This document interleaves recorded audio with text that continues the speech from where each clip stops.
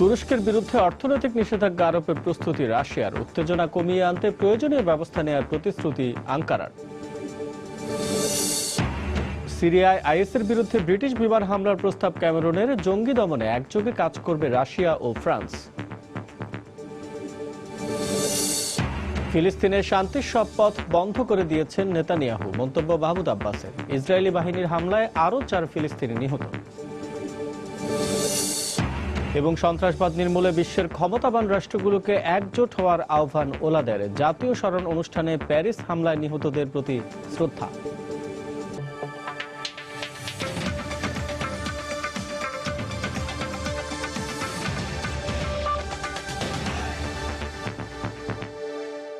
আন্তর্জাতিক সময়ের সঙ্গে আছে আমি আসাদ আজিম। সিরীয় সীমান্তের কাছে যুদ্ধ বিমান ভূপাতিত করার প্রতিবাদে তুরস্কের বিরুদ্ধে অর্থনৈতিক নিষেধাজ্ঞা আরোপের সিদ্ধান্ত নিয়েছে রাশিয়া। এরই মধ্যে দুই দেশের বেশ কিছু যৌথ বিনিয়োগ প্রকল্প বাতিল ও তুরস্কে খাদ্যপণ্য রপ্তানি বন্ধে ব্যবস্থা নিতে সংশ্লিষ্ট কর্তৃপক্ষকে নির্দেশ দিয়েছেন রুশ প্রধানমন্ত্রী দিমিত্রি মেদভেদেভ। এই অবস্থায় রাশিয়ার সঙ্গে উত্তেজনা কমিয়ে আনতে প্রয়োজনীয় ব্যবস্থা নেওয়ার কথা জানিয়েছে তুরস্ক। সে সঙ্গে ভূপাতিত করার আগে বিমানটি রাশিয়ার কিনা তা জানত না বলে দাবি করেছে আঙ্কারা। তবে এই দাবি প্রত্যাখ্যান করে জেনে শুনেই রুশ বিমান ধ্বংস করা হয়েছে বলে জানিয়েছেন প্রেসিডেন্ট ভ্লাদিমির পুতিন। সিরিয়ায় বিমান প্রতিরক্ষা ব্যবস্থা গড়ে তোলার ঘোষণার দুদিনের মধ্যে দেশটিতে সর্বাধুনিক S-400 ক্ষেপণাস্ত্র মোতায়েন শুরু করেছে রুশ সামরিক বাহিনী। লাতাকিয়ায় খমেইমেম রুশ বিমান ঘাঁটির আশপাশে নিরাপত্তার জন্য যে কোনো ধরনের হুমকি মোকাবিলায় এই প্রতিরক্ষা ব্যবস্থা গড়ে তোলা হচ্ছে বলে জানায় রুশ প্রতিরক্ষা দপ্তর। একই সঙ্গে ভূমধ্য সাগরের লাতাকিয়া উপকূলে S-300 ক্ষেপণাস্ত্রবাহী রুশ রণতরী মোতায়েন করা হয়েছে। এর আগে সিরীয় ভূখণ্ডে নিজেদের বিমান ভূপাতিত করার প্রতিবাদে তুরস্কের সঙ্গে সব ধরনের সামরিক যোগাযোগ বাতিল করে রাশিয়া। রুশ তুর্কি সাম্প্রতিক উত্তেজনার ধারাবাহিকতায় এবার আঙ্কারার ওপর ব্যাপক পরিসরে অর্থনৈতিক নিষেধাজ্ঞা আরোপের প্রস্তুতি নিচ্ছে মস্কো। রাশিয়ায় তুরস্কের সব ধরনের আর্থিক প্রতিষ্ঠান নিষিদ্ধ ও যে কোনো তুর্কির প্রতিষ্ঠানের সঙ্গে লেনদেন বন্ধের নির্দেশ দিয়েছেন প্রধানমন্ত্রী দিমিত্রি মেদভেদেভ। তুরস্ক থেকে আসা পর্যটকদেরও রাশিয়ায় ঢুকতে দেওয়া হবে না বলে জানিয়ে দিয়েছে মস্কো। তুরস্কের আগ্রাসনের জবাব দিতে দেশটির সঙ্গে অর্থনৈতিক সম্পর্কে কড়াকড়ি আরোপ করা হচ্ছে, আর এটা বিশ্ব বাণিজ্য সংস্থার নিয়ম মেনেই করা হচ্ছে। এ অবস্থায় তুরস্কের পক্ষ থেকে বিমানটি কাদের তা শনাক্ত না করেই ভূপাতিত করার দাবি করা হলেও এ দাবি অস্বীকার করেছেন রুশ প্রেসিডেন্ট ভ্লাদিমির পুতিন। যুক্তরাষ্ট্রকেও ওই বিমানের গতিপথ সম্পর্কে আগেই তথ্য দেওয়া হয় বলে দাবি করেন তিনি। আমাদের বিমানে নির্দিষ্ট চিহ্ন দেখে খুব সহজেই তার পরিচয় শনাক্ত করা যায়। আমার প্রশ্ন, সেটা যদি মার্কিন বিমান হতো তবে কি সেটা লক্ষ্য করে হামলা চালানো হতো? আমাদের বিমান ভূপাতিত করার কোনো গ্রহণযোগ্য ব্যাখ্যা তুরস্ক দিতে পারেনি। এমনকি এখন পর্যন্ত তাদের পক্ষ থেকে কোনো দুঃখ প্রকাশ বা কোনো ক্ষতিপূরণ ঘোষণা করা হয়নি। বিমান ভূপাতিত করার পর সব দিক থেকে রাশিয়ার চাপে থাকা তুরস্ক এখন পরিস্থিতি শান্ত করতে অনেকটা নমনীয় নীতি অবলম্বন করছে। তুরস্কের উপর রাশিয়ার অর্থনৈতিক অবরোধের সিদ্ধান্তকে আবেগপ্রবণ ও বেমানান বলে উল্লেখ করেছেন তুর্কি প্রেসিডেন্ট রিসেপ তাইপ এরদোয়ান। দ্বিপক্ষীয় আলোচনার মাধ্যমে চলমান উত্তেজনা কমিয়ে আনার প্রস্তাব দেন তিনি। বিমানটি ভূপাতিত করার পর বিষয়টি নিয়ে আলোচনায় রুশ প্রেসিডেন্টের কাছে আমি ফোন করেছিলাম, কিন্তু কোনো সাড়া পাওয়া যায়নি। রাশিয়ার পক্ষ থেকে আমাদেরকে ক্ষমা চাইতেও বলা হয়নি। এখন তারা যৌথ প্রকল্প বন্ধ করে দেওয়ার যে কথাবার্তা বলছে তা রাজনৈতিক আচরণ সুলভ নয়। একইভাবে রুশ তুর্কি সম্পর্ক স্বাভাবিক করতে মস্কো ও নিজেদের মিত্রপক্ষের সঙ্গে কাজ করার কথা জানিয়েছেন তুর্কির প্রধানমন্ত্রী আহমেদ দাভুতোগলু। আইএস এর সঙ্গে তুরস্কের সংশ্লিষ্টতার অভিযোগ অস্বীকার করে তিনি বলেন, আন্তর্জাতিক জোটের মতো তুরস্কেরও একমাত্র লক্ষ্য জঙ্গিদের দমন করা। রিয়াদুল ইসলাম, সময় সংবাদ। ন্যাটো থেকে তুরস্ককে বহিষ্কার করার বিষয়ে জোর দিয়েছেন সাবেক মার্কিন সেনা কর্মকর্তা পল ভ্যালি। রুশ বিমান ভূপাতিত করার পর থেকে তুরস্ক নিজেকে ন্যাটোর প্রভাবশালী সদস্য হিসেবে প্রতিষ্ঠিত করার চেষ্টা করছে বলে মন্তব্য করেন তিনি।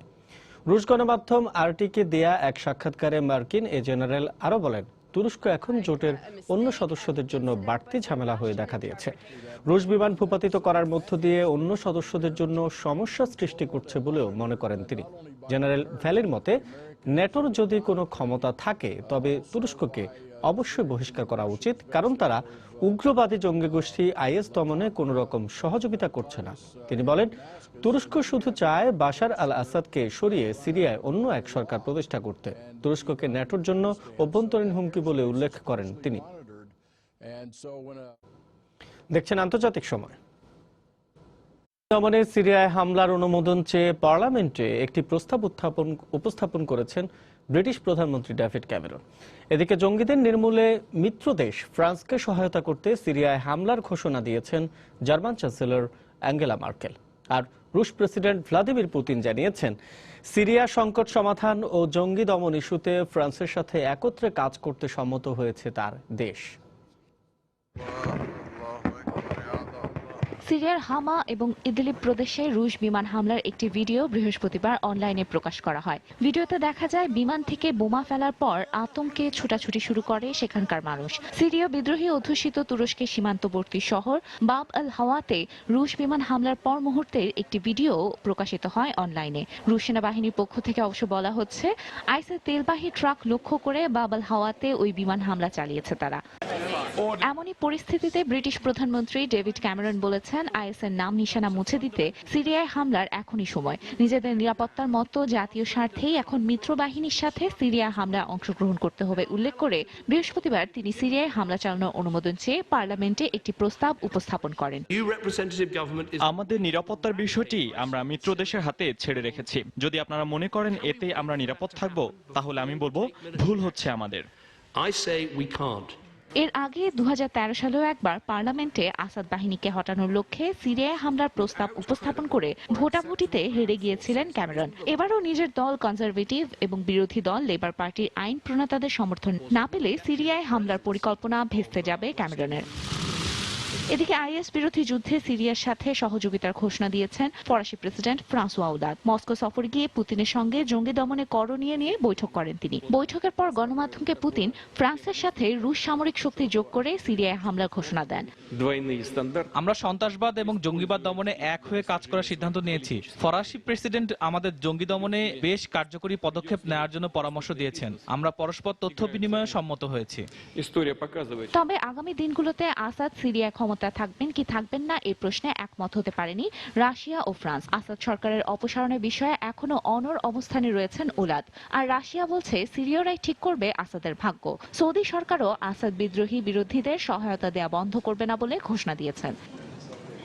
এদিকে ফ্রান্সের সহায়তার জন্য এবার জার্মানিও সিরিয়ায় বিমান হামলা চালানোর ঘোষণা দিয়েছে। জার্মান সরকারের পক্ষ থেকে জানানো হয়, সিরিয়ায় বিমান হামলা চালানোর জন্য বেশ কয়েকটি টর্নেডো জেট ও জ্বালানি সরবরাহক বিমান এবং সিরিয়া উপকূলে একটি ফ্রিগেট পাঠানো হবে। তানজিম মুনিয়াত, সময় সংবাদ। আইএস জঙ্গিদের দমনে কুর্দি বাহিনীকে সহযোগিতা করতে সিরিয়ায় আরও 50 জন মার্কিন সেনা পাঠিয়েছে যুক্তরাষ্ট্র। মানবাধিকার সংস্থা Syrian observatory for human rights এর বরাত দিয়ে শুক্রবার এই তথ্য জানায় এএফপি। সিরিয়ার কোবানিতে গেল 2 দিনে 30 জন মার্কিন সৈন্য পাঠানো হয়েছে বলে জানিয়েছে মানবাধিকার সংস্থাটি। অন্যদিকে কুর্দি বাহিনী জানিয়েছে হাসাকাহ প্রদেশে পৌঁছেছে আরও 20 জন মার্কিন সৈন্য। তারা জঙ্গিদের বিরুদ্ধে লড়াইয়ে সিরিয়া রাক্কায় কুর্দি বাহিনীকে কৌশলগত সহায়তা দেবে বলে প্রতিবেদনে বলা হয়। গত অক্টোবরে ওবামা প্রশাসনের এক জ্যেষ্ঠ কর্মকর্তা নাম প্রকাশ না করে জানিয়েছিলেন, কুর্দি বাহিনীকে প্রশিক্ষণ দিতে 50 জন বিশেষ প্রশিক্ষণপ্রাপ্ত মার্কিন সেনা পাঠানো হবে।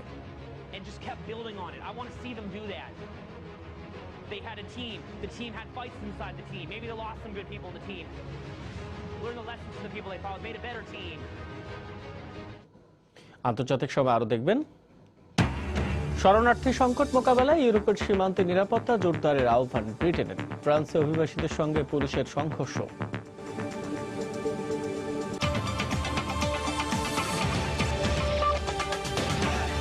ইসরায়েলি প্রধানমন্ত্রী বিনিয়ামিন নেতানিয়াহু ফিলিস্তিনের শান্তির সব পথ বন্ধ করে দিয়েছেন বলে মন্তব্য করেছেন ফিলিস্তিনি প্রেসিডেন্ট মাহমুদ আব্বাস। দ্বিরাষ্ট্র সমাধানের মাধ্যমে ফিলিস্তিনিকে স্বাধীন রাষ্ট্র হিসেবে প্রতিষ্ঠিত করতে আব্বাসকে সব ধরনের সহযোগিতা দিয়ে যাওয়ার ঘোষণা দিয়েছে গ্রিক প্রধানমন্ত্রী অ্যালেক্সিস সিপ্রাস। এদিকে ইসরায়েলের অধিকৃত অঞ্চলে চলমান সংঘর্ষে আরও 4 ফিলিস্তিনি নিহত হয়েছে। বৃহস্পতিবার পশ্চিম তীরে নিহত 2 ফিলিস্তিনির মরদেহ নিয়ে মিছিলে অংশ নেন শত শত মানুষ। ইসরায়েলি সেনারা ফিলিস্তিনে হত্যাকাণ্ড চালাচ্ছে উল্লেখ করে অবিলম্বে তাদের আগ্রাসন বন্ধের দাবি জানান আন্দোলনকারীরা। আন্দোলনের সময় ফিলিস্তিনিদের ওপর গুলি চালায় ইসরায়েলি পুলিশ। এতে 2 ফিলিস্তিনি তরুণ নিহত হয় বলে জানায় গণমাধ্যম। একই দিন জাতারা অঞ্চলে এক ইহুদি সেনাকে ছুরিকাঘাতের অভিযোগে এক ফিলিস্তিনিকে গুলি করে হত্যা করে ইসরায়েলি বাহিনী। প্রতিদিন আমাদের ভাইদের হত্যা করছে ইসরায়েলিরা। শহীদদের রক্তে ভিজে যাচ্ছে আমাদের মাটি। আমরা ইসরায়েলিদের জানিয়ে দিতে চাই, এভাবে আমাদের দমিয়ে রাখা যাবে না। আমাদের মা, বোন ও বাচ্চাদের কান্না বৃথা যেতে দেব না আমরা। এদিকে পূর্ব জেরুজালেমেও চলছে আন্দোলন। বৃহস্পতিবার আন্দোলনকারীদের সঙ্গে ইসরায়েলি পুলিশের ব্যাপক সংঘর্ষ হয়। ইসরায়েলি সেনাদের দিকে পাথর ও পটকা নিক্ষেপ করে আন্দোলনকারীরা। পুলিশও পাল্টা রাবার বুলেট ও টিয়ার গ্যাস ছোড়ে। চলমান এই সংঘাত সহিংসতার জন্য ইসরায়েলের আগ্রাসী কর্মকাণ্ডকে দায়ী করে এই আগ্রাসনের বিরুদ্ধে রুখে দাঁড়াতেই সাধারণ ফিলিস্তিনিরা আমরণ আন্দোলনের পথ বেছে নিয়েছে বলে দাবি ফিলিস্তিনের প্রেসিডেন্ট মাহমুদ আব্বাসের। বৃহস্পতিবার গ্রিসের প্রধানমন্ত্রী অ্যালেক্সিস সিপ্রাসের সঙ্গে রামাল্লায় এক বৈঠকে তিনি এমন কথা বলেন। ইসরায়েলিরা বছর বছর ধরে তাদের বসতি সম্প্রসারণ ও নিপীড়নের মধ্য দিয়ে আমাদের প্রশাসন ও অর্থনীতিকে বিকল করে দিয়েছে। শান্তির জন্য অপেক্ষা করতে করতে আমরা এমন অবস্থায় পড়েছি যে দেয়ালে পিঠ থেকে গেছে আমাদের। এমন শ্বাসরুদ্ধকর পরিস্থিতি থেকে বেরিয়ে আসতে ফিলিস্তিনি তরুণ সমাজ আন্দোলন ও সংঘর্ষের পথ বেছে নিয়েছে। বৈঠকে ফিলিস্তিনি অঞ্চলে চলা সহিংসতার নিন্দা জানিয়ে আব্বাসকে সহায়তার আশ্বাস দেন সিপ্রাস। গ্রিস বরাবরই ফিলিস্তিনকে সমর্থন দিয়ে আসছে। ভবিষ্যতে আমরা আরো সক্রিয়ভাবে এই সমর্থন দিয়ে যাব। জাতিসংঘ ও ইউরোপীয় ইউনিয়নের দ্বিরাষ্ট্র প্রস্তাবনার বিষয়ে কূটনৈতিক আলোচনার শুরুতে আব্বাসকে সহায়তা দিয়ে যাব আমরা। এ অবস্থায় পশ্চিম তীরে ইসরায়েলি বসতি সম্প্রসারণ অব্যাহত রেখেছে ইসরায়েল প্রশাসন। হেব্রনের পূর্বাঞ্চলে নতুন করে আরো কয়েকটি স্থাপনা নির্মাণ শুরু করেছে তারা। সঞ্জিদা ইসলাম, সময় সংবাদ। গুপ্তচর বৃত্তি ও সন্ত্রাসবাদী কর্মকাণ্ডে জড়িত থাকার অভিযোগে তুরস্কের 2 প্রগতিশীল সাংবাদিককে গ্রেপ্তার করা হয়েছে। তুরস্কের প্রভাবশালী কামহুরিয়াত পত্রিকার প্রধান সম্পাদক কেন দুন্দার এবং আঙ্কারা প্রতিনিধি এরদেম গুল অভিযোগ অস্বীকার করে বলেন, তারা কেবলমাত্র সত্য প্রকাশ করেছেন। তুর্কি সরকার সিরিয়ায় ইসলামপন্থী আসাদ বিরোধী বিদ্রোহীদের অস্ত্র সহায়তা দিচ্ছে এমন খবর প্রকাশের পর তাদের বিরুদ্ধে দেশটির সরকার গুপ্তচর বৃত্তি ও সন্ত্রাসবাদের অভিযোগে মামলা করে। খবরের সপক্ষে একটি ভিডিও প্রকাশ করে তারা। এই ধরনের খবর প্রকাশের জন্য পত্রিকাটিকে চরম মূল্য দিতে হবে বলেও বৃহস্পতিবার হুঁশিয়ারি উচ্চারণ করেন তুরস্কের প্রেসিডেন্ট রিসেপ তাইয়েপ এরদোয়ান। একই দিনে সিরিয়ার আলেপ্পো প্রদেশে তুরস্কের ত্রাণবাহী গাড়িবহরে রুশ যুদ্ধ বিমান হামলা চালিয়েছে বলে অভিযোগ করে তুরস্ক ভিত্তিক একটি মানবাধিকার সংগঠন। তবে মস্কো বলে ত্রাণের আড়ালে গাড়িগুলো অস্ত্র নিয়ে যাচ্ছিল বিদ্রোহীদের জন্য। বিশ্ব থেকে সন্ত্রাসবাদের মতো শত্রুকে পুরোপুরি নির্মূল করতে হলে ক্ষমতাবান রাষ্ট্রগুলোকে একজোট হয়ে কাজ করতে হবে বলে মন্তব্য করেছেন ফরাসি প্রেসিডেন্ট ফ্রাঁসোয়া অলাঁদ। প্যারিস হামলার প্রধান সন্দেহভাজন এখনও আটক না হওয়ায় বেলজিয়ামে সন্ত্রাসী হামলার আশঙ্কা উড়িয়ে দেওয়া যাচ্ছে না উল্লেখ করে দেশবাসীকে সতর্ক থাকার আহ্বান জানিয়েছেন বেলজিয়ান প্রধানমন্ত্রী শার্ল মিশেল। এদিকে প্যারিস হামলায় নিহতদের স্মরণে বসতবাড়ি, দোকানপাট সহ সব প্রতিষ্ঠানে পতাকা উত্তোলনের মাধ্যমে শ্রদ্ধা নিবেদন করছে ফরাসিরা। বৃহস্পতিবার বেলজিয়ামের রাজধানী ব্রাসেলসের গ্র্যান্ড মসজিদের ভেতর একটি খামের মধ্যে সাদা পাউডার পাওয়া যায়। এর পরপরই ফায়ার অ্যালার্ম বাজিয়ে সবাইকে সতর্ক করে মসজিদ থেকে বের করে দেওয়া হয়। মসজিদ কর্তৃপক্ষ জানায়, সাদা পাউডার দেখে ব্যাকটেরিয়া, অ্যানথ্রাক্স বা অন্য কোনো জঙ্গি হামলার আশঙ্কা করেছিলেন তারা। প্যাকেটে পাউডার দেখে আমরা হামলার আশঙ্কা করেছি। সবাই অনেক ভয়ে আছে। দেশে সন্ত্রাসী হামলার ভয়ে জরুরি অবস্থাও চলছে। এই অবস্থায় কোনো ঝুঁকি নিতে পারি না আমরা।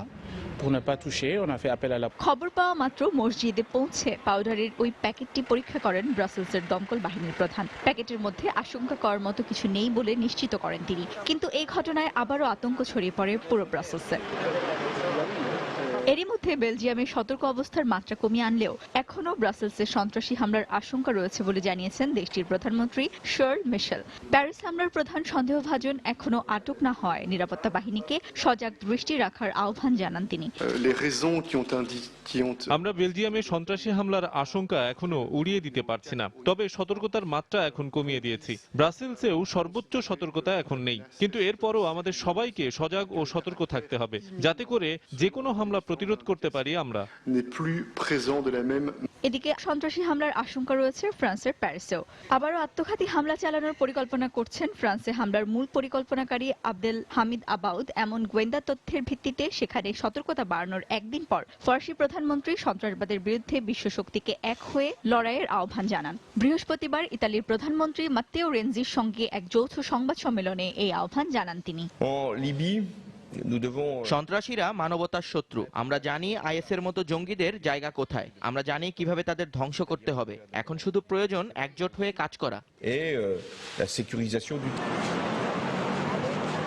প্যারিস হামলার 2 সপ্তাহ পেরিয়ে গেলেও এর শোক এখনো ভুলতে পারেনি ফরাসিরা। বৃহস্পতিবার প্যারিসের বসতবাড়ি, দোকানপাট সহ সব ধরনের প্রতিষ্ঠানে 3 রঙা ফরাসি পতাকা উত্তোলন করা হয়। হামলায় নিহতদের প্রতি শ্রদ্ধা জানাতে আয়োজন করা হয় জাতীয় স্মরণ অনুষ্ঠান। সঞ্জিদা ইসলাম, সময় সংবাদ। মালির রাজধানী বামাকোর একটি হোটেলে সন্ত্রাসী হামলায় জড়িত সন্দেহে 2 জনকে আটক করেছে দেশটির নিরাপত্তা বাহিনী। এদিকে মালিতে শান্তি রক্ষায় 650 সেনা সদস্য পাঠানোর সিদ্ধান্ত নিয়েছে জার্মান সরকার।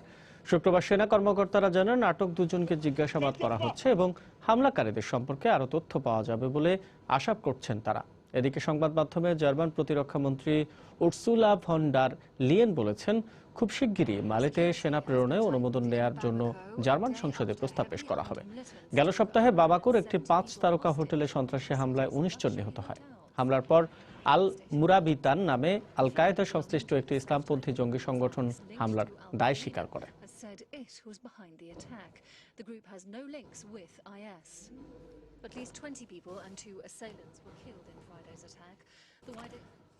শরণার্থী সংকট ও সন্ত্রাসবাদ মোকাবেলায় ইউরোপের সীমান্তে নিরাপত্তা জোরদার করতে ইউর দেশগুলোকে সমন্বিত উদ্যোগ নেওয়ার আহ্বান জানিয়েছেন ব্রিটিশ প্রধানমন্ত্রী ডেভিড ক্যামেরন। এর আগে ইউর এমন আহ্বানে সীমান্তে কড়াকড়ি আরোপ করে সুইডেন, নরওয়ে ও তুরস্ক। এদিকে অবৈধভাবে ইউরো টানেল হয়ে ব্রিটেনে পাড়ি জমানোর অভিযোগে ফ্রান্সের ক্যালে শহরে অভিবাসীদের সঙ্গে পুলিশের সংঘর্ষে 6 জন আহত হয়েছে। গ্রিস মেসিডোনিয়ার সীমান্তে দিনের পর দিন অপেক্ষমান হাজার হাজার অভিবাসী এতদিন শান্তিপূর্ণ অবস্থান কর্মসূচি চালিয়ে আসলেও বৃহস্পতিবার তারা ক্ষুব্ধ হয়ে ওঠে। এক পর্যায়ে তারা গেভগেলিজার সীমান্তের বেষ্টনী ভাঙতে শুরু করলে সতর্ক অবস্থানে যায় নিরাপত্তা বাহিনী। এ সময়ে কয়েকজন অভিবাসী পালানোর চেষ্টা করলে পুলিশ তাদের আটক করে। একই অবস্থা ফ্রান্সের ক্যালে শহরে। ইউরো টানেল দিয়ে যাওয়া ব্রিটেনমুখী মালবাহী ট্রাকগুলোয় অবৈধভাবে উঠে পড়ায় তাদের ওপর চড়াও হয় ফরাসি পুলিশ। অভিবাসীদের সঙ্গে পুলিশের সংঘর্ষে 6 জন গুরুতর আহত হয়েছে। শরণার্থী সংকট মোকাবেলায় ইউরোপের দেশগুলোকে সমন্বিত হয়ে কাজ করার তাগিদ দিয়েছেন ব্রিটিশ প্রধানমন্ত্রী ডেভিড ক্যামেরন। বৃহস্পতিবার অস্ট্রিয়ার চ্যান্সেলর ওয়ের্নার ফেইম্যানের সঙ্গে এক বৈঠকে ক্যামেরন ইউরোপের বাইরের সীমান্তে নিরাপত্তা জোরদারের বিষয়ে গুরুত্বারোপ করেন। ইউরোপের বাইরের সীমান্তে পাহারা জোরদার করতে আমাদের শক্ত অবস্থানে যেতে হবে। এক্ষেত্রে সদস্য দেশগুলোর মধ্যে তথ্য আদান প্রদানের বিষয়টি নিশ্চিত করা জরুরি। এর আগে ইইউ নেতারা অভ্যন্তরীণ নিরাপত্তার চাইতে বহির্সীমান্তে কড়াকড়ি আরোপের ঘোষণা দিলে তুরস্ক ও গ্রিস বেশ সতর্ক অবস্থানে যায়। বৃহস্পতিবার সিরিয়া থেকে অবৈধ উপায়ে 30 জন অভিবাসী তুরস্কে প্রবেশের চেষ্টা করলে দেশটির সেনাবাহিনী তাদের আটক করে। সিরিয়ায় গৃহযুদ্ধ শুরুর পর থেকে তুরস্ক দামেস্কের সঙ্গে সীমান্ত খুলে দিলে 4 বছরে 20 লাখেরও বেশি শরণার্থী আঙ্কারায় প্রবেশ করে। এই মুক্ত সীমান্ত নীতির কারণে পশ্চিমা দেশগুলো নিরাপত্তার ঝুঁকির আশঙ্কায় তুরস্কের সমালোচনা করে আসলেও শরণার্থীদের কঠোর নিয়ম নীতির আওতায় সীমান্ত অতিক্রম করতে দেওয়া হয় বলে জানায় তুর্কি প্রশাসন। এদিকে অভিবাসীদের ঢল সামাল দিতে প্রতিবেশীদের সুইডেনে দেখা দেখি করা অবস্থানে গেছে নরওয়ে। জাহাজ থেকে নামতেই নিরাপত্তা কর্মীরা আমাদের পরিচয়পত্র দেখছে, প্রশ্ন করছে। নিরাপত্তার স্বার্থে এমনটা হওয়া আসলেও জরুরি। প্রতিকূল পথ পাড়ি দিয়ে স্বপ্নের দেশ জার্মানি পৌঁছানোর পর এখন পছন্দমতো শহরে ঠাঁই নেওয়ার চেষ্টা করছে শরণার্থীরা। এক্ষেত্রে শরণার্থীদের ইচ্ছাকে গুরুত্ব না দিয়ে কোটার আওতায় তাদের বিভিন্ন শহরে আশ্রয় দেওয়া হবে বলে জানিয়েছেন দেশটির স্বরাষ্ট্রমন্ত্রী থমাস দি মাইজেরে। এদিকে আবেদনপত্র বাতিল হয়ে যাওয়ায় বার্লিন চুক্তি অনুযায়ী বৃহস্পতিবার 60 জন আশ্রয় প্রার্থীকে বলকান দেশগুলোয় পাঠিয়ে দিয়েছে জার্মান কর্তৃপক্ষ। সঞ্জনা চৌধুরী, সময় সংবাদ। নাইজারের দক্ষিণ পূর্বাঞ্চলের দিফার উগুম গ্রামে হামলা চালিয়ে অন্তত 18 জনকে হত্যা করেছে বোকো হারাম জঙ্গিরা। এ সময় গ্রামের শতাধিক বাড়িতে আগুন ধরিয়ে দেয় তারা। প্রত্যক্ষদর্শীরা জানায় জঙ্গিরা ছোট ছোট দলে ভাগ হয়ে অতর্কিতে গ্রামে গ্রামে হামলা চালায়। নাইজারের দিফা এলাকায় গত ফেব্রুয়ারি থেকে তৎপরতা চালাচ্ছে নাইজেরিয়া ভিত্তিক জঙ্গি গোষ্ঠীটি। এর আগে গেল মাসে দিফার আরও কয়েকটি গ্রামে হামলা চালিয়ে কমপক্ষে 38 জনকে হত্যা করে তারা। নাইজার কর্তৃপক্ষ জানায় জঙ্গিরা কুমুদঙ্গ ইউবে নদী হয়ে নাইজারে প্রবেশ করেছে।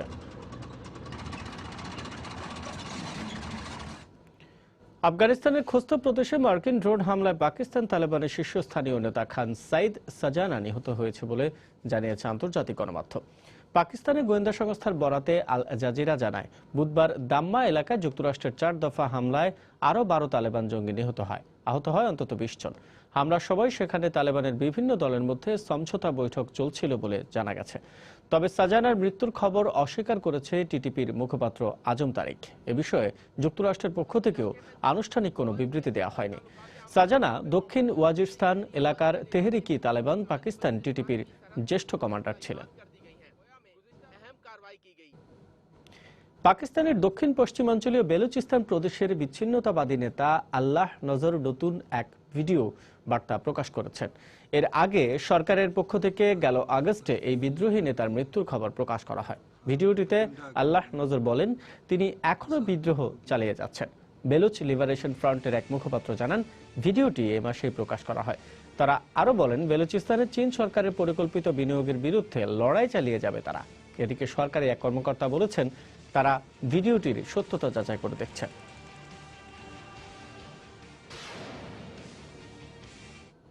সৌদি আরবে একদিনে প্রায় 55 আসামির মৃত্যুদণ্ড কার্যকর করার পরিকল্পনায় উদ্বেগ প্রকাশ করেছে আন্তর্জাতিক মানবাধিকার সংস্থা অ্যামনেস্টি ইন্টারন্যাশনাল।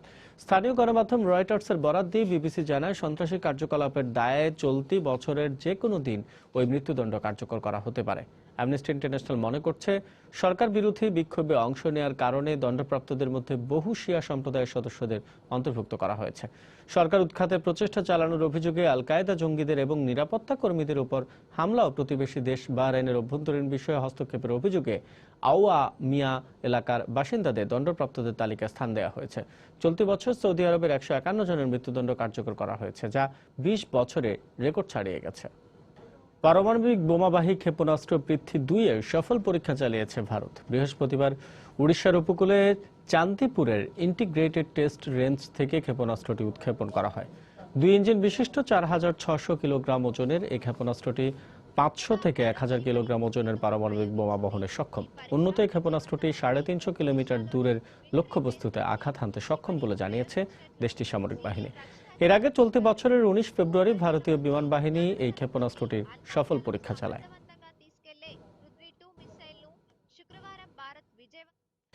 সম্পর্ক উন্নয়নের লক্ষ্যে 2 বৈরী প্রতিবেশী দেশ উত্তর ও দক্ষিণ কোরিয়া আগামী 11 ডিসেম্বর উচ্চ পর্যায়ের বৈঠকে বসার সিদ্ধান্ত নিয়েছে। 2 দেশের বেসামরিক অঞ্চলের সীমান্ত গ্রাম পানমুনজামে বৃহস্পতিবার ও শুক্রবার টানা বৈঠকের পর 2 কোরিয়া এই সিদ্ধান্ত নেয়। উত্তর কোরিয়ার সীমান্ত সংলগ্ন কায়েসং বাণিজ্যিক কমপ্লেক্সে প্রতিমন্ত্রী পর্যায়ের এই বৈঠক অনুষ্ঠিত হওয়ার কথা রয়েছে বলে জানিয়েছেন দক্ষিণ কোরিয়ার পুনঃ একত্রীকরণ মন্ত্রণালয়। সীমান্তে সামরিক সংঘাত থেকে সরে আসার বিষয়ে সম্প্রতি 2 পক্ষ একটি চুক্তিতে সইয়ের পর এই প্রথম বৈঠকে বসল। আগস্ট মাসে সীমান্তে ভূমি মাইন বিস্ফোরণে দক্ষিণ কোরিয়ার 2 সেনা আহত হলে দুঃখ প্রকাশ করে উত্তর কোরিয়া এই চুক্তি স্বাক্ষর করে। বৈঠকে বড় কোনো আলোচ্যসূচি না থাকলেও তা 2 দেশের সম্পর্ক উন্নয়নের বরফ গলাতে ভূমিকা রাখবে বলে আশা প্রকাশ করা হচ্ছে। পেরুতে মজুরি বাড়ানোর দাবিতে চলা বিক্ষোভের দ্বিতীয় দিনে পুলিশের সঙ্গে বিক্ষোভকারীদের ব্যাপক সংঘর্ষ হয়েছে। সংঘর্ষ চলাকালে আটক করা হয়েছে কমপক্ষে 3 জন বিক্ষোভকারীকে। বৃহস্পতিবার রাজধানীর লিমায় রাস্তায় টায়ার জ্বালিয়ে বিক্ষোভ করে দেশটির স্বাস্থ্যকর্মী ও শিক্ষক সহ নানা শ্রেণী পেশার শত শত মানুষ। দাবি আদায় না হওয়া পর্যন্ত বিক্ষোভকারীরা সরকারের বিরুদ্ধে তাদের বিক্ষোভ চালিয়ে যাবে বলে ঘোষণা দিয়েছেন। এদিকে বিক্ষোভ চলাকালে পুলিশ বিক্ষোভকারীদের বাধা দিলে দুপক্ষের মধ্যে তুমুল সংঘর্ষ শুরু হয়। এ সময় বিক্ষোভকারীদের ছত্রভঙ্গ করতে টিয়ার গ্যাস ও জলকামান নিক্ষেপ করে পুলিশ।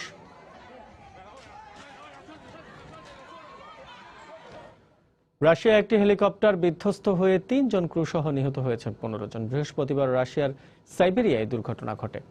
MI-4 হেলিকপ্টারটিতে 3 জন ক্রু ও 22 জন যাত্রী ছিল। বেসামরিক হেলিকপ্টারটি রাশিয়ার রাষ্ট্রীয় তেল কোম্পানি রোসনেফটের কর্মীদের নিয়ে ভঙ্করের একটি তেল ক্ষেত্রে যাচ্ছিল বলে জানিয়েছে রোসনেফটের একজন কর্মকর্তা। এই ঘটনায় আহতদের উদ্ধার করে স্থানীয় হাসপাতালে নেওয়া হয়েছে। প্রাথমিকভাবে দুর্ঘটনার কারণ সম্পর্কে জানা যায়নি বলে জানিয়েছে কর্তৃপক্ষ। নির্বাচনের আগে বিরোধী দলীয় এক নেতার মৃত্যু নিয়ে বৃহস্পতিবার তদন্তে নেমেছে ভেনেজুয়েলার সরকার। গত বুধবার রাতে এক জনসভা শেষে গুলিবিদ্ধ হয়ে মারা যান গারিকো রাজ্যের ডেমোক্রেটিক অ্যাকশন পার্টির নেতা লুইস দিয়াস। নতুন পার্লামেন্ট গঠনের লক্ষ্যে আগামী 6 ডিসেম্বর অনুষ্ঠিতব্য নির্বাচনে বিরোধী দলীয় জোটের হয়ে অংশগ্রহণ করতে যাচ্ছে ডেমোক্রেটিক অ্যাকশন পার্টি। ধারণা করা হচ্ছে গত 16 বছরের মধ্যে প্রথমবারের মতো নির্বাচনে হারতে যাচ্ছে ক্ষমতাসীন সোশ্যালিস্ট পার্টি। অস্ট্রেলিয়ার দক্ষিণাঞ্চলে সৃষ্ট দাবানলে পড়ে গেছে এ পর্যন্ত 87টি বাড়ি। আগুন নিয়ন্ত্রণের চেষ্টা চালিয়ে যাচ্ছেন উদ্ধারকর্মীরা। এর আগে বৃহস্পতিবার দাবানলে পুড়ে 2 জনের মৃত্যু হয়। প্রচণ্ড তাপদাহের কারণে বুধবার দাবানলের সূত্রপাত হয় সেখানে। এতে হতাহতের সংখ্যা আরও বাড়তে পারে বলে আশঙ্কা করা হচ্ছে। কর্তৃপক্ষ বলছে অস্ট্রেলিয়ার 14টি পৃথক স্থানে দাবানলের সৃষ্টি হয়েছে, যা প্রায় 210 কিলোমিটার এলাকা পর্যন্ত ছড়িয়ে পড়েছে। হাতে লেখা পাসপোর্টের ব্যবহার বন্ধ হয়ে যাওয়ায় মেশিন রিডেবল পাসপোর্ট বা এমআরপি নিতে নিউ ইয়র্কের বাংলাদেশ কনসুলেটে ভিড় করছেন প্রবাসীরা। গেল 4 দিনে ইস্যু করা হয়েছে এই ধরনের প্রায় 500 পাসপোর্ট। ভ্রমণের ক্ষেত্রে মেশিন রিডেবল পাসপোর্ট বাধ্যতামূলক হওয়ায় দ্রুততম সময়ে এটি সংগ্রহে প্রবাসীদের প্রতি আহ্বান জানিয়েছে বাংলাদেশ কনসুলেট। নিউ ইয়র্ক প্রতিনিধি শিহাবুদ্দিন কিস্তুর তথ্য ও ছবি নিয়ে ডেস্ক রিপোর্ট। নিউ ইয়র্ক কনসুলেটে প্রতিদিন ভিড় করছেন যুক্তরাষ্ট্রে অবস্থানরত প্রবাসী বাংলাদেশিরা। পূর্ব ঘোষণা অনুযায়ী আন্তর্জাতিক কাস্টমস অ্যান্ড এভিয়েশন আইনের আওতায় হাতে লেখা পাসপোর্টের ব্যবহার স্থায়ীভাবে বন্ধ করার পর মেশিন রিডেবল পাসপোর্ট নিতেই এই ভিড়। প্রতিদিন এ ধরনের পাসপোর্ট নিচ্ছেন প্রায় 140 জন। এখন পর্যন্ত new York Bangladesh consulate 26,000 machine readable passport issue করেছে। আগে আমার পাসপোর্টটা ছিল হাতে লেখা, ডিজিটাল ছিল না, তো আজকে ডিজিটাল পাসপোর্ট আমি নেওয়ার জন্য আসছি। বাংলাদেশে যাওয়ার জন্য ডিজিটাল পাসপোর্ট নিতে আসছি। আমি ডিজিটাল পাসপোর্ট নিলাম, এটা ভালো। New York, New Jersey, Connecticut, Massachusetts, Rhode Island, Vermont, New Hampshire ও মেইন এই 8 রাজ্যের প্রায় 8 লাখ প্রবাসী বাংলাদেশের মধ্যে প্রায় 40% কাছে রয়েছে বাংলাদেশি পাসপোর্ট। এদের মধ্যে মেশিন রিডেবল পাসপোর্ট নেই প্রায় 70,000 প্রবাসীর। এই বিপুল সংখ্যক প্রবাসীকে যত তাড়াতাড়ি সম্ভব এমআরপি দেওয়ার জন্য সব ধরনের প্রস্তুতি নেওয়ার কথা জানায় বাংলাদেশ কনসুলেট। লজিস্টিক্স ওয়াইজ আমরা একটি ভালো অবস্থানে আছি। আমাদের 6টি এমআরপি ওয়ার্ক স্টেশন আছে, যার মধ্যে 2টো মোবাইল ইউনিট আছে এবং 2টো মোবাইল ইউনিটের মাধ্যমে আমরা আমাদের যে 8টি স্টেটের যে দূর দূরান্ত যে শহরগুলো আছে, দূরে আউটলাইন সিটিজগুলো, সেখানে আমাদের টিম যায়, মোবাইল টিম, এবং আমরা পোর্টেবল মোবাইল ইউনিট আমরা সেখানে ব্যবহার করি। ভ্রমণের ক্ষেত্রে এমআরপি বাধ্যতামূলক হওয়ায় সময় নষ্ট না করে দ্রুত সময়ে এই পাসপোর্ট সংগ্রহের পরামর্শ দেন কনসাল জেনারেল। সময় সংবাদ, নিউ ইয়র্ক, যুক্তরাষ্ট্র। আসন্ন বিশ্ব জলবায়ু সম্মেলনে পরিবেশ বিপর্যয় রোধে কার্যকর পদক্ষেপ নিতে বিশ্ব নেতাদের প্রতি আহ্বান জানিয়েছেন খ্রিস্টানদের সর্বোচ্চ ধর্মীয় নেতা পোপ ফ্রান্সিস। আফ্রিকা সফররত পোপ শুক্রবার কেনিয়ার রাজধানী নাইরোবিতে জাতিসংঘ কার্যালয়ে এক বক্তৃতায় এই আহ্বান জানান। তিনি আরো বলেন, জলবায়ু সম্মেলন থেকে কোনো ইতিবাচক ফলাফল না আসলে তা পরিবেশের জন্য ভয়াবহ বিপর্যয় সৃষ্টি করবে বলেও সতর্ক করে দেন তিনি। এছাড়া সংঘাত ও সহিংসতা রোধে দেশটির সব পক্ষকে একসাথে কাজ করতে আহ্বান জানান পোপ। কেনিয়া সফরের পর উগান্ডা ও মধ্য আফ্রিকা প্রজাতন্ত্রে যাওয়ার কথা রয়েছে পোপ ফ্রান্সিসের।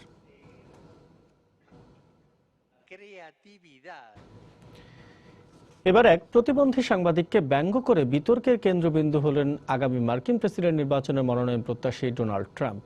তবে সাংবাদিককে ব্যঙ্গ করার অভিযোগ অস্বীকার করেছেন ট্রাম্প। গেল মঙ্গলবার দক্ষিণ ক্যারোলাইনার একটি র্যালিতে অংশগ্রহণ করেন ট্রাম্প। সেখানে তিনি নিউ ইয়র্ক টাইমসের এক প্রতিবন্ধী সাংবাদিককে তার শারীরিক সীমাবদ্ধতার জন্য ব্যঙ্গ করেন। এ নিয়ে সমালোচনা শুরু হলে ট্রাম্প দাবি করেন তিনি জানতেনই না যে ওই সাংবাদিক শারীরিকভাবে প্রতিবন্ধী। যুক্তরাষ্ট্রের হোয়াইট হাউসের বেড়া টপকে এক ব্যক্তিকে ঢুকে পড়ায় জোরদার করা হয়েছে সেখানকার নিরাপত্তা ব্যবস্থা। স্থানীয় গণমাধ্যম জানিয়েছে বৃহস্পতিবার থ্যাঙ্কস গিভিং ডেতে ওই ব্যক্তি হোয়াইট হাউসের বেড়া টপকে ভেতরে ঢুকে পড়ে। এ সময় মার্কিন প্রেসিডেন্ট বারাক ওবামা হোয়াইট হাউসের ভেতরেই ছিলেন। তাৎক্ষণিকভাবে নিরাপত্তা কর্মীরা ওই ব্যক্তিকে আটক করে, কিন্তু এই ঘটনায় উদ্বিগ্ন হয়ে পড়েছে সাধারণ মার্কিনীরা।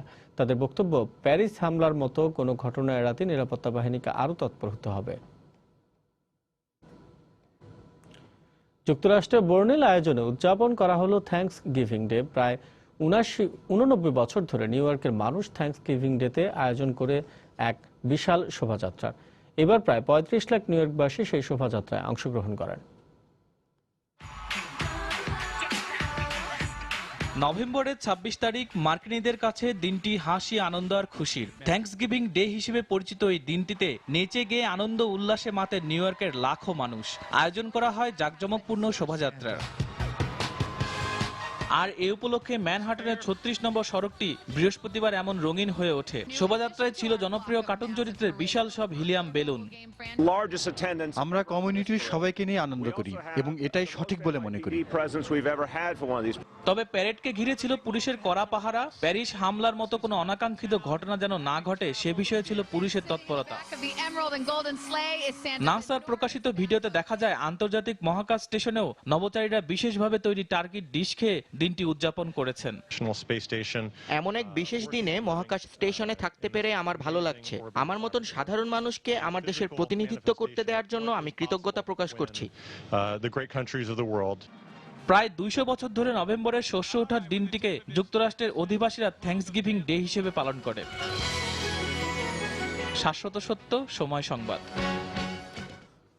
পেরুর রাজধানী লিমা ইনকা পূর্ববর্তী ইচমা সভ্যতার একটি প্রাচীন নিদর্শন পাওয়া গেছে। বৃহস্পতিবার দেশটির প্রত্নতাত্ত্বিকরা কথা জানান। রাজধানীর হুয়াকা পুকলানা সেরিমোনিয়াল সাইটের একটি পিরামিড থেকে ইচমা সভ্যতার ৪টি পুরনো সমাধির সন্ধান পাওয়া যায়। এর মধ্যে ৩টি নারীর ও একটি পুরুষের মৃতদেহগুলো খড়ে মোড়ানো ছিল। সমাধিগুলো ১০০০ থেকে ১৪০০ খ্রিস্টাব্দের মাঝামাঝি সময়ের হতে পারে। ধারণা করা হচ্ছে এর মাধ্যমে ইচমা সভ্যতার সংস্কৃতি সম্পর্কে নতুন অনেক তথ্য পাওয়া যাবে।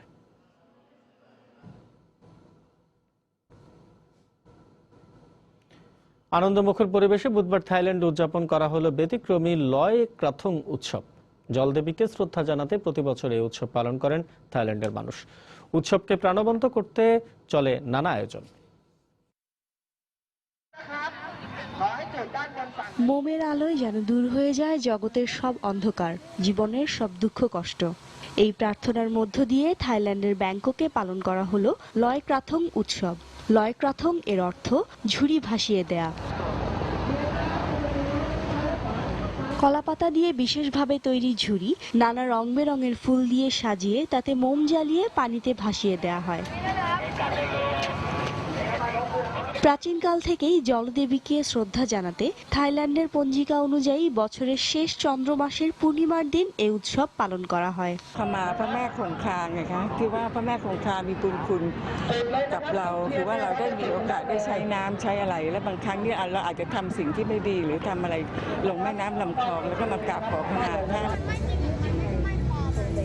থাইবাসীর বিশ্বাস, এভাবে ঝুড়ি ভাসানোর মাধ্যমে তারা শুধু জলদেবীর কাছে কৃতজ্ঞতা প্রকাশই নয়, জীবন থেকে দূর করতে পারবেন অশুভ, অকল্যাণকর সব চক্রকে।